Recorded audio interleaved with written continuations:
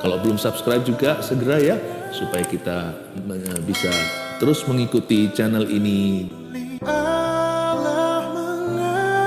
Kita buka cerita peperangan di Perjanjian Lama yang dipimpin oleh seorang hakim, dua orang bahkan, Deborah dan Barak, yaitu di Hakim-Hakim, pasal yang keempat ayat 10 sampai 21. Saya bacakan dulu. Saya bacakan ya. Barak mengerahkan suku Sebulon dan suku Naftali ke Kades, maka 10.000 orang maju mengikuti dia, juga Deborah maju bersama-sama dengan dia. Adapun Heber orang Keni itu telah memisahkan diri dari suku Keni, dari anak-anak Hobab ipar Musa, dan telah berpindah-pindah memasang kemahnya sampai ke pohon terbantin di Zanaim yang dekat Kadesh. Setelah dikabarkan kepada Sisera bahwa Barak bin Abinoam telah maju ke Gunung Tabor, dikerahkannya lah segala keretanya, 900 kereta besi, dan seluruh rakyat yang bersama-sama dengan dia dari Haroset Hagoyim ke Sungai Kison. Lalu berkatalah Deborah kepada Barak, "Bersiaplah, sebab inilah harinya Tuhan menyerahkan Sisera ke dalam tanganmu. Bukankah Tuhan telah maju di depan engkau?" Lalu turunlah Barak dari Gunung Tabor, dan 10.000 orang mengikuti dia. Dan Tuhan mengacaukan Sisera serta segala keretanya dan seluruh tentaranya oleh mata pedang di depan Barak, sehingga Sisera turun dari keretanya dan melarikan diri dengan berjalan kaki. Lalu Barak mengejar kereta-kereta dan tentara itu sampai ke Haroset Hagoyim, dan seluruh tentara Sisera tewas oleh mata pedang. Tidak ada seorang pun yang tinggal hidup. Tetapi Sisera dengan berjalan kaki melarikan diri ke kemah Yael, istri Heber orang Keni itu, sebab ada perhubungan baik antara Yabin, Raja Hasor, dengan keluarga Heber, orang Keni itu. Yael itu pun keluar mendapatkan Sisera dan berkata kepadanya, "Singgahlah tuanku, silakan masuk, jangan takut." Lalu singgahlah ia ke dalam kemah perempuan itu, dan perempuan itu menutupi dia dengan selimut. Kemudian berkatalah ia kepada perempuan itu, "Berilah kiranya aku minum air sedikit, aku haus." Lalu perempuan itu membuka kirbat susu, diberinyalah dia minum dan diselimutinya pula. Lagi katanya kepada perempuan itu, "Berdirilah di depan pintu kemah, dan apabila ada orang yang datang dan bertanya kepadamu, 'Ada orang di sini?' maka jawablah, 'Tidak ada.'" Tetapi Yael, istri Heber, mengambil patok kemah, diambilnya pula palu, mendekatinya diam-diam, lalu dilantaknya lah patok itu masuk ke dalam pelipisnya sampai tembus ke tanah. Sebab ia telah tidur nyenyak karena lelahnya, maka matilah orang itu. Tuhan memberi kita kemenangan. Bagaimana caranya Tuhan memberi kita victory? Kita baca ayat per ayat, saya jelaskan rema-rema yang bisa kita dapat. Mulai dari ayat 10 dulu. Barak, seorang anak muda, seorang pria, hakim Israel. Barak mengerahkan suku Sebulon dan suku Naftali ke Kadesh, maka 10.000 orang maju mengikuti Barak. Juga Deborah maju bersama-sama dengan dia. Deborah ini nabiah, sedangkan Barak itu seorang prajurit. Tapi ayat 10 saya komentar dulu. Apapun kemenangan yang Tuhan sediakan bagi kita di depan, kita itu harus menjadi pelaku firman dan mesti jadi teladan. Janganlah menjadi seorang pemimpin, baik itu pemimpin dalam rumah tangganya atau perusahaan atau pelayanan. Pokoknya jangan jadi pemimpin yang teori belaka. Jangan suruh orang pergi kemana Anda tidak mau pergi ke situ. Jangan suruh orang melakukan sesuatu jika Anda sendiri tidak rela melakukannya. Barak dan Deborah, dua-dua adalah hakim Israel. Mereka maju di depan rakyat. Mereka maju bersama-sama dan rakyat mengikuti dia. Dari sini kita bisa petik rema awal. Tuhan ingin kita menjadi pelaku firman. Dan dalam melakukan firman, kita pun menjadi teladan. Orang lain turut teladan kita, dan mereka pun mengikuti jejak kaki kita. Tuhan tidak pernah mengkhianati orang-orang yang melakukan firman-Nya. Ayat 11, adapun Heber orang Keni itu, ada satu orang namanya Heber orang Keni itu telah memisahkan diri dari suku Keni. Jadi ada satu orang bernama Heber memisahkan diri dari sukunya. Heber memisahkan diri dari suku Keni, yaitu dari anak-anak Hobab ipar Musa. Jadi masih kerabat sama bangsa Israel lah kira-kira. Masih kerabat sama sama suku-suku Yakub, dan telah berpindah-pindah memasang kemahnya Heber ini sampai ke pohon terbantin di Saanaim yang dekat Kadesh. Kalau kita baca seluruh alur cerita, ayat 11 ini kayak nyempal sendiri ya. Seperti ayat yang independen dan mandiri. Kenapa sih kok ada tiba-tiba informasi yang kita nggak cari? Bukan. Ayat 11 ini sudah diberikan bocoran dulu.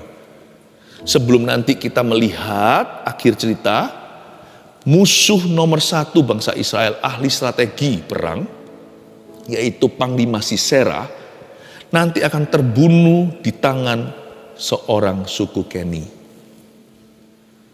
Jadi sejauh hari sebelum peperangan ini pun bahkan terjadi, Tuhan sudah gerakkan, kayaknya serba kebetulan, ada seorang yang namanya Heber dari suku Keni itu, dia meninggalkan kaumnya, pergi mengembara, pindah-pindah, pasang kemahnya, sampailah dia ke pohon terbantin di Saanaim yang dekat Kades itu.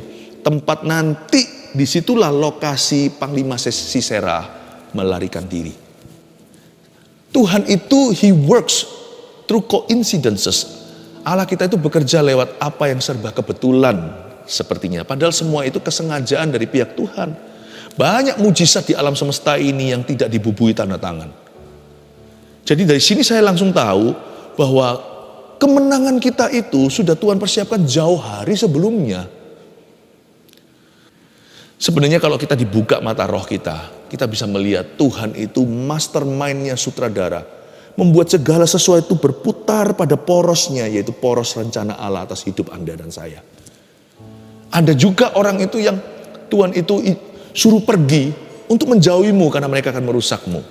Tapi ada orang-orang yang Tuhan tinggalkan di situ untuk menguji imanmu, apakah Anda akan nurut sama Tuhan atau mengikuti contoh buruk mereka. Sudah, pokoknya dekat aja sama Tuhan. Tuhan itu maha rancangan, maha rencana.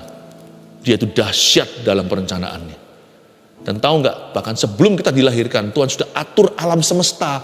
Tempat nanti menampung kita itu sudah diatur demikian rupa, itu klop semuanya, termasuk segala kontainer yang kurang sempurna. Misalkan ada orang yang lahir dari keluarga yang broken atau apa, dari rumah tangga yang berantakan, semua itu Tuhan akan bekerja sama mendatangkan kebaikan. Tuhan tidak break any family, Tuhan tidak hancurkan keluarga siapapun, tapi Tuhan bisa pakai bahkan keluarga yang hancur pun untuk mendatangkan kebaikan bagi orang-orang yang percaya kepada Tuhan dan menyerahkan hatinya sepenuh. Ayat 12, setelah dikabarkan kepada Sisera bahwa Barak bin Abinoam telah maju ke Gunung Tabor, dikerahkannya lah segala keretanya. Wah, ini adalah show off kekuatan Sisera. Sisera ini ahli strategi perang, ini panglima bala tentara musuh.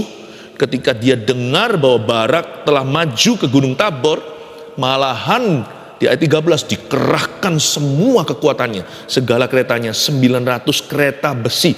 Jangan main-main ya, zaman dulu kereta itu sama dengan tank hari ini.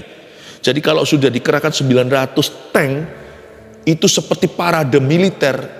Orang mau serang aja mikir 2 kali. Belum lagi lihat begitu hebat dengan semua rudal-rudalnya. Kalau kereta zaman dulu itu dengan semua tajam-tajamnya. Itu kereta itu di roda-rodanya dikasih seperti lembing-lembing tombak-tombak. Itu nggak perlu bunuh musuh, lewati aja sudah langsung penggal kepala, penggal leher, penggal badan, tinggal separuh. Kaki melayang, lengan juga. Orang lihat 900 itu sudah ketakutan. Malah justru Sisera itu ketika sudah dekat ajalnya malah menjadi-jadi gayanya. Dikerahkannya lah segala keretanya, 900 kereta besi dan seluruh rakyat yang bersama-sama dengan dia. Belum lagi rakyatnya yang sebanyak pasir tadi di tepi pantai. Dari Haroset Hagoyim ke sungai Kison. Wow, saya nggak tahu itu luasnya berapa mil atau berapa kilo. Itu manusia semua siap untuk berperang. Dari sini saya pelajari sesuatu ya, bahwa musuh itu kalau mau dikalahkan, kalau Tuhan mau menyerahkan musuh kita ke dalam tangan kita, musuh akan semakin gaya. Jadi jangan sampai kita tuh terpukau dengan besarnya masalah. Justru masalah waktu lagi menjadi-jadi itulah Anda sudah near kemenangan, udah dekat untuk victory. Malah justru di sini kesalahan banyak anak Tuhan.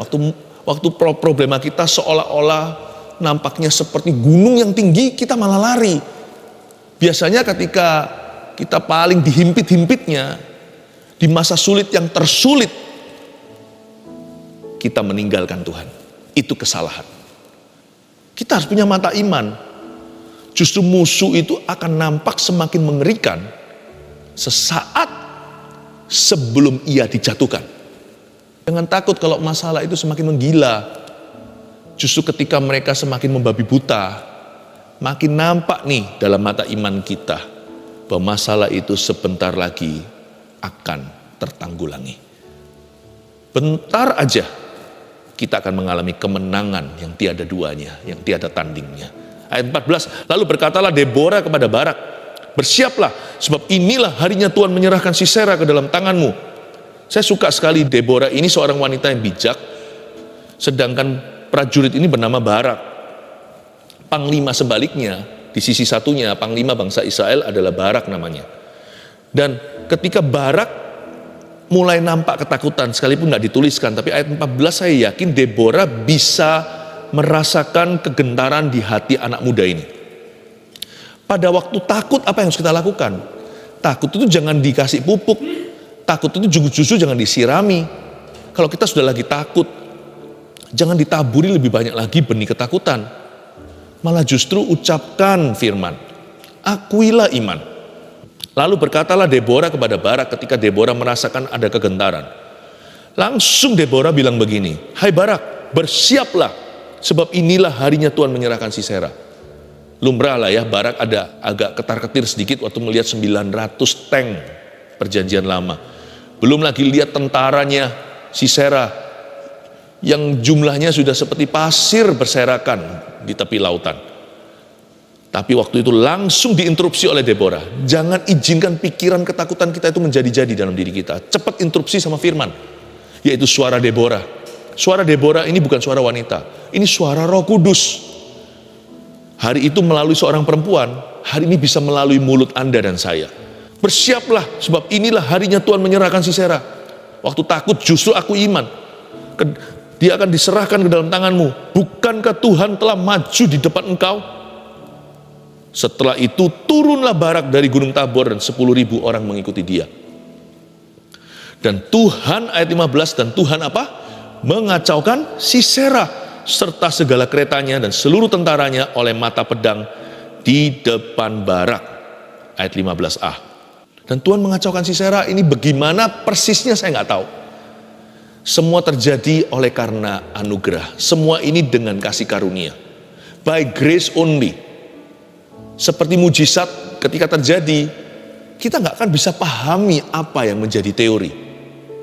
Gimana kejadiannya, kita nggak bisa rumuskan, ya kan? Pokoknya terima aja mentah-mentah di ayat 15, Tuhan kacaukan Sisera.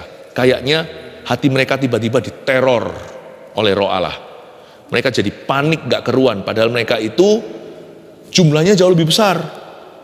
Senjata mereka lebih canggih. Bangsa Israel gak punya tank sama sekali, dia gak punya kereta. Kan ini bangsa jajahan. Paling mereka hanya pakai pentung, pakai kayu, pakai apapun juga, pakai batu atau tangan kosong bahkan. Tapi ketika Barak maju, Sisera diporak-porandakan oleh Tuhan. Tidak ada sama sekali campur tangan manusia dalam hal ini. Belum. Bahkan mata pedang Barak belum dihunuskan. Tuhan sudah kacaukan Sisera. Tahu nggak? Kemenangan kita itu akan dimenangkan oleh anugerah, bukan karena money politik, bukan karena kepandaian dan koneksi kita, semua karena kasih karunia. Tapi tidak berhenti di kasih karunia only. Kita lanjutkan ayat 15b. Setelah Tuhan kacaukan Sisera, ya kan? Sehingga Sisera turun dari keretanya dan melarikan diri dengan berjalan kaki. Lucu ya. Ini saya kasih sedikit tambahan remah di sini. Tadinya Sisera itu banggain apa? Yang dibanggakan sama dia adalah kereta besinya, kereta kudanya. Tapi justru ketika dia panik, dia turun dari kereta besinya, lalu berjalan kaki. Orang itu biasanya banggakan berhalanya. Berhala hari ini nggak harus dalam bentuk pahatan sesuatu. Berhala itu bisa apa aja, bisa maninya, kepandaiannya, uangnya, ya kan, bisa tampangnya, kesupelan, keuletannya, percaya diri berlebihan menggantikan percaya Tuhan, tapi juga bisa berhala-berhala yang sifatnya vulgar, yang sungguh-sungguh jadi jimat dan keramat bagi kita, tapi bukan Yesus dan firman-Nya. Yang jadi pegangan kita itu adalah superstisi, bukan iman pada firman.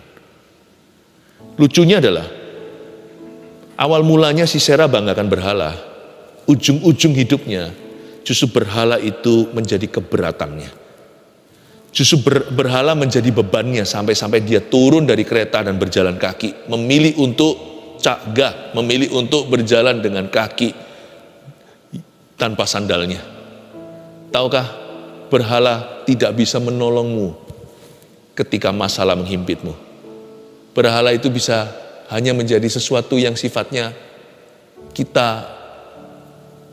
hanyalah sebuah angan-angan. Tetapi hanya satu yang teruji dan terbukti, yaitu Yesus Tuhan. Ayat 16, lalu Barak mengejar kereta-kereta dan tentara itu sampai ke Heroset Hagoyim. Lihat ya, dan seluruh tentara Sisera tewas oleh mata pedang. Mata pedang siapa? Mata pedang Barak dan bangsa Israel tentunya. Tidak ada seorang pun yang tinggal hidup. Ini kemenangan telak. Kenapa kemenangan telak? Karena bukan hanya menang, tapi seluruh tentara musuh mati. Wah, yang kayak begini sudah jarang terjadi. Perang itu sampai musnah. Lawannya itu bukan hanya kalah, tapi ditumpas semua. Coba lihat, siapa yang mengacaukan Sisera? Tangan Tuhan. Tapi siapa yang menuntaskan tugas sampai habis semua musuh Israel? Siapa? Tangan Barak, atau lebih tepatnya mata pedangnya. You know that grace gives you some victories. Tetapi faith and hard work will do the rest. Iman tanpa perbuatan dalam hati, maksudnya kasih karunia itu memberi kita kemenangan. Tetapi selanjutnya kita harus responi Tuhan. Kita melakukan firman dengan iman kita dan ketekunan serta kerja keras kita. Dalam iman tersebut, kita bisa selesaikan apa yang dimulai oleh kasih karunia Tuhan. Kenapa nggak mau Tuhan aja yang tuntaskan semua? Kalau Tuhan tuntaskan semua kan kita nggak dapat porsi di dalamnya. Kan kita tidak turut bekerja sama. Kan berarti Tuhan tidak memakai hidup kita. Kalau semua Tuhan selesaikan kan berarti Anda dan saya Pinocchio belaka. Nggak maulah. Kita ini bukan hanya diangkat menjadi anak Tuhan, tapi juga ahli warisnya. Berarti kita juga dianggap sebagai mitra atau sahabat Allah. Saya mau turut serta dalam prakarya Allah. Karena itu Tuhan memberikan sisanya untuk kita lakukan. Tahukah, suksesmu dan suksesku bukan karena kerja keras kita, bukan karena keulet-uletan dan kegigihan kita, tapi semua karena kasih karunia. Tapi Tuhan kasih ruang untuk kegigihan. Tuhan kasih ruang untuk kerajinan. Tuhan kasih ruang untuk kita bayar harga. Tuhan kasih ruang agar kita berkorban. Supaya apa? Nanti pada akhirnya kita bisa berkata, Lord, thank you. Terima kasih Tuhan, Engkau dan aku telah menyelesaikan ini bersama-sama. Terpujilah nama Tuhan, namun Tuhanlah yang mendapat kemuliaan. Seluruh tentara Sisera tewas oleh mata pedang Barak. Jadi jangan lupa ya, jangan berdoa saja, tapi juga harus belajar. Jangan berdoa melulu, tapi juga harus banting tulang dan berani untuk bekerja dengan sungguh-sungguh. Tetapi Sisera dengan berjalan kaki melarikan diri ke kemah Yael, istri Heber orang Keni itu, ayat 17. Sebab ada perhubungan baik antara Yabin, Raja Hasor dengan keluarga Heber orang Keni itu. Nah, mulai masuklah ayat tadi yang iseng seolah-olah yang kedengarannya sepertinya ayat yang tidak ada hubungannya. Sekarang mulai masuklah ayat ini. Jadi kita mengerti background story. Di sini ada seorang di kemah Yael, istri Heber orang Keni itu, yang mengembara kemana-mana dan berakhir di Kadesh. Pada saat itu yang namanya Sisera lari, kok bisa persis di lokasi di mana Heber dan keluarganya berkemah. Ajaib Tuhan ya. Tuhan yang juga atur langkah musuh untuk kalah. Tuhan yang sama mengatur langkahmu untuk menang. Yael itu pun keluar mendapatkan Sisera dan berkata kepadanya, singgahlah tuanku, silakan masuk, jangan takut. Lalu singgahlah ia dalam kemah perempuan itu, dan perempuan itu menutupi dia dengan selimut. Sebenarnya Tuhan itu bisa memakai yang netral kelihatannya untuk membela Anda. Jadi jangan Anda keberatan kalau hari ini tidak semua orang membelamu atau mengertimu. Nggak apa-apa. Dan jangan musuhi orang kalau orang tidak belanin Anda sekarang. Sebab Anda tidak pernah tahu kapan Tuhan akan memutar balikan hati orang. Jangankan yang netral, musuhmu pun akan didamaikan denganmu. Orang-orang yang bermusuhan pun tiba-tiba nanti bisa pro Anda kalau Allah beserta. Tapi mereka yang tidak bisa melihat penyertaan Tuhan dalam hidupmu, Tuhan yang akan hancurkan. Biar Tuhanlah yang melakukan pembalasan. Janganlah dirimu dan diriku membalas apa-apa. Bagian kita hanyalah mengelola hidup dan talenta kita. Bagian kita hanyalah melindungi apa yang ada di dalam wewenang kita. Sisanya itu biar Tuhan yang bekerja. Jadi jangan sampai Anda itu marah kalau gak ada orang nolong Anda ketika Anda susah. Gak semua pertolongan Tuhan dalam hidupmu itu dikeskan hari ini. Ada pula orang-orang seperti Heber, seperti Yael istrinya. Orang-orang seperti ini yang akan nantinya menolong Anda. Berkat Tuhan itu ada yang merupakan cek mundur. Gironya dibuka sekarang, tapi dikeskan nanti. Percayalah pada Tuhan, pertolonganmu akan tiba tepat waktunya. Ayat 19, kemudian berkatalah ia kepada perempuan itu, berilah kiranya aku minum air sedikit, aku haus. Lalu perempuan itu membuka kirbat susu, diberinya lah dia minum dan diselimutinya pula. Lagi katanya kepada perempuan itu, lihat ayat 20 ini adalah turning point-nya. Ini yang namanya faktor penentu. Anda dan saya harus tahu bahwa orang-orang seperti kaum nomaden gini itu orang-orang yang kaku. Mereka punya prinsip yang diturunkan dari nenek moyang. Maksudnya apa? Mereka bukanlah orang-orang yang gampang disuruh-suruh karena mereka punya pendirian. Karena itu di ayat 20 inilah yang namanya kaum Heber ini, keluarganya itu turn off, merasa muak dengan Sisera. Padahal dia juga nganti, karena di atas dikatakan bahwa ada hubungan baik antara Yabin Raja Hasor, bosnya Sisera, dengan keluarga Heber orang Keni itu. Hubungan baik sama Israel, tapi hubungan baik juga dengan Raja Hasor dan Sisera panglimanya. Tapi di ayat 20, si Sisera suruh wanita ini berdusta. Lagi katanya kepada perempuan itu, berdirilah di depan pintu kemah, dan apabila ada orang datang dan bertanya kepadamu, ada orang di sini enggak? Jawablah, tidak ada. Di situ dia enggak suka. Ayat 21, tetapi Yael istri Heber mengambil patok kemah, dia marah. Langsung pada saat itu dia tahu lah ini perang kan lagi hiruk pikuk, lagi rame nih. Tapi dia enggak tahu siapa benar siapa salah. Bagaimana cara Tuhan memberi kita kemenangan ya? Ini heran caranya. Orang yang nggak tahu apa-apa pun, nggak tahu benar salah, Anda nggak usah bela diri. Percayalah, asal hatimu benar di hadapan Tuhan, nanti Tuhan yang bersaksi. Nanti ya, orang fasik itu menggali lubang sendiri, jatuh di dalamnya. Dengan menyuruh wanita ini, Yael istri Heber untuk berdusta, langsung perempuan ini tahu siapa benar, siapa salah. Dia langsung tahu bahwa Tuhan ada di pihak kebenaran, Tuhan ada di pihak Barak dan Deborah. Langsunglah dia mengambil patok kemah, dan dengan demikian pula dengan palu mendekatinya diam-diam, lalu dilantaknya lah patok itu masuk ke dalam pelipisnya sampai tembus ke tanah. Agak ngeri sih, sebab ia telah tidur nyenyak karena lelahnya, maka matilah orang itu. Namun demi kita harus mengerti bagaimana cara Tuhan memberi kemenangan. Akhir cerita Sisera mati di tangan seorang perempuan yang ahli dalam pekerjaannya. Tahukah Anda bahwa Tuhan juga bisa memakai keahlian kita untuk menggenapi sebuah firman dalam kehidupan Anda? Karena itu jangan asal-asalan kalau Anda bekerja. Kalau kita belajar atau kalau kita melakukan tugas kita, jangan asal-asalan. Karena semua itu akan Tuhan pakai. Kita lebih suka membanggakan apa? Tuhan bisa pakai kelemahanku. Betul. Apalagi kelebihan kita, kalau kita serahkan kelemahan aja bisa. Saya kasih 4 poin. Rangkuman apa yang kita pelajari, bagaimana Tuhan memberi kita kemenangan. Poin ke-1. Kemenangan kita sudah disiapkan Tuhan jauh hari sebelumnya.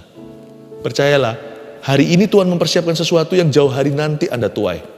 Tuai kemudian hari. Jadi jangan mengeluh hari ini kok belum kemenangan terjadi. Kalau belum ada terobosan, kalau belum berhasil, jangan ngomel dulu. Mungkin sekarang Tuhan masih mempersiapkan sesuatu untuk tahun depanmu. Tapi kemenanganmu hari ini sudah dipersiapkan dari tahun-tahun yang lalu. Bahkan mungkin dari sejak sebelum kita dilahirkan, siapa tahu. 2, musuh nampak paling mengerikan sesaat sebelum ia dijatuhkan. Jadi kalau problema kita lagi ganas-ganasnya itu jangan tinggalkan Tuhan, jangan kecewa, jangan kepahitan. Justru harus pegang erat-erat janji Tuhan. Semakin dekat pada gunung itu semakin nampak besar dan tidak kelihatan. malah wah, tapi kita sudah mendekatinya. Saya percaya orang beriman cara pandangnya beda. Ketiga, kerja keras menuntaskan apa yang dimulai oleh kasih karunia. Jangan beralasan, oh ya semua Tuhan. Iya, kalau bukan Tuhan sia-sia kita membangun rumah. Tapi jangan lupa, sekalipun Tuhan yang membangunnya, kita harus turut membangunnya pula. Kan jikalau bukan Tuhan, sia-sia orang yang membangun rumah. Berarti dengan Tuhan kan kita nggak sia-sia membangun rumah. Berarti kita harus bangun rumah. Nomor 4, Tuhan memakai keahlian kita untuk menggenapi firman-Nya. Belajar dari Yael, istri daripada orang Keni itu. Bagaimana kemahirannya dipakai untuk menundukkan musuh wahid nomor 1 bangsa Israel waktu itu, panglima bala tentara lawan, yaitu Sisera.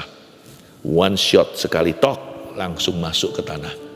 Tengkorak pun bukan lawan jari jemari mungilnya. Tahukah bahwa tangan yang mahir Tuhan akan memakainya untuk memuliakan namanya dan melebarkan kerajaannya. 4 poin ini tangkap baik-baik. Mari kita sama-sama menerima kemenangan dari Tuhan, dimulai dari iman percaya kita. Sekalipun lewat lembah air mata, mari kita percaya kemenangan Tuhan sudah jamin. Kemenangan di pihak kita.